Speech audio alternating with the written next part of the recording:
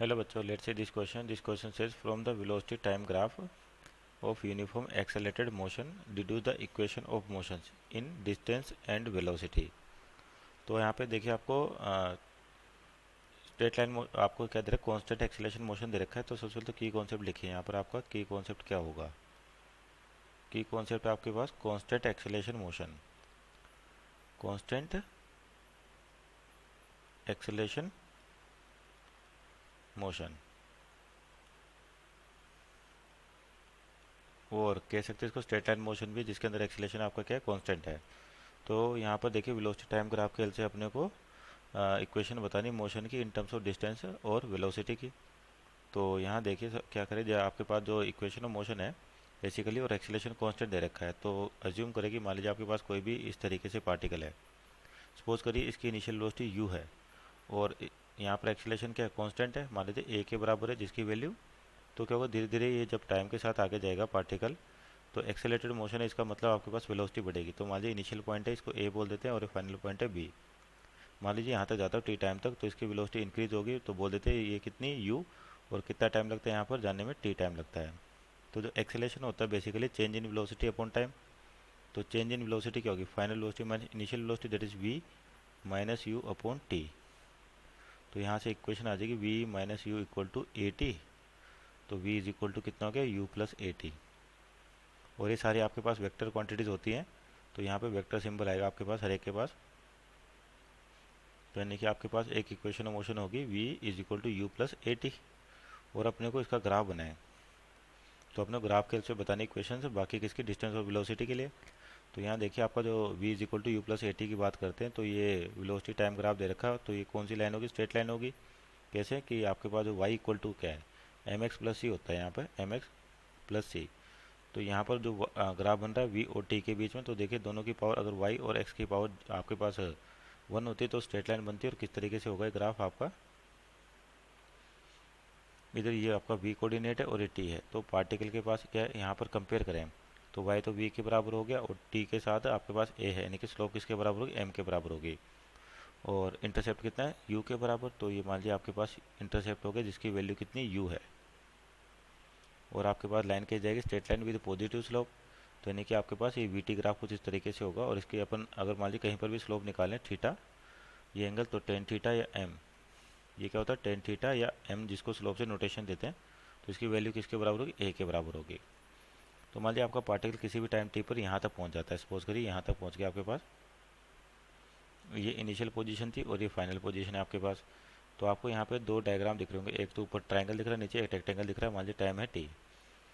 तो यहाँ से देखिए आपके पास जो वेलोसिटी होती है बेसिकली v, ये क्या होता है, D x by D T, D x by D T.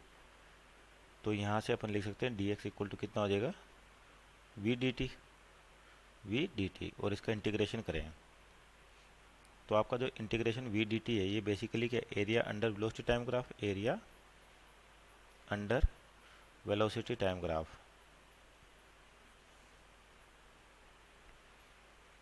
तो यहाँ पर देखिए आपका एरिया निकाले हैं, तो आपको दो डायग्राम दिख रहे होंगे इसमें।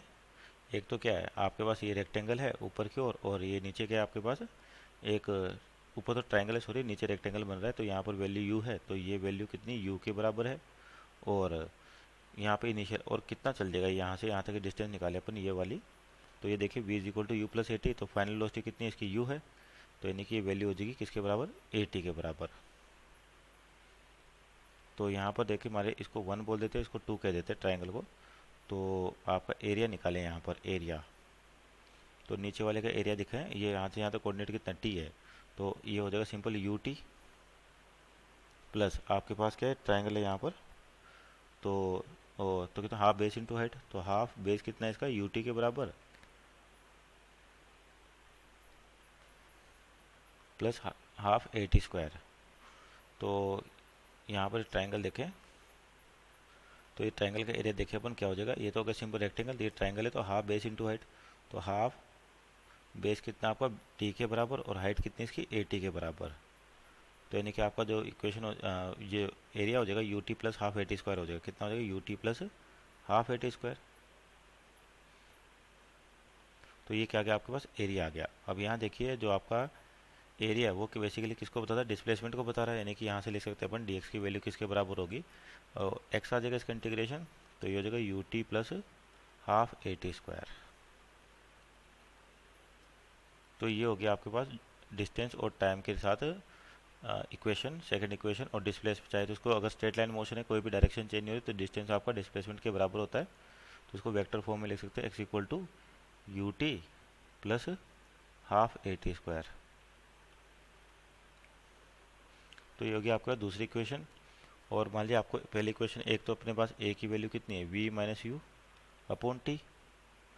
तो यहाँ से देखिए अगर ए की वैल्यू इस इक्वेशन में रखें, मान लीजिए इक्वेशन नंबर एक कहते हैं, इसमें ए की वैल्यू रखें अपन, तो आपके पास क्या हो जाएगा, x equal to U T plus half A T square.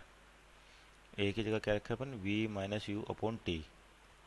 तो यहाँ पर क्या है, टी स्क्वायर, तो आपका एक टी से टी कैंसिल आउट हो जाएगा, तो एक्स इक्वल टू कितना हो जाएगा, U T plus half V minus U, यानी कि V T minus U T.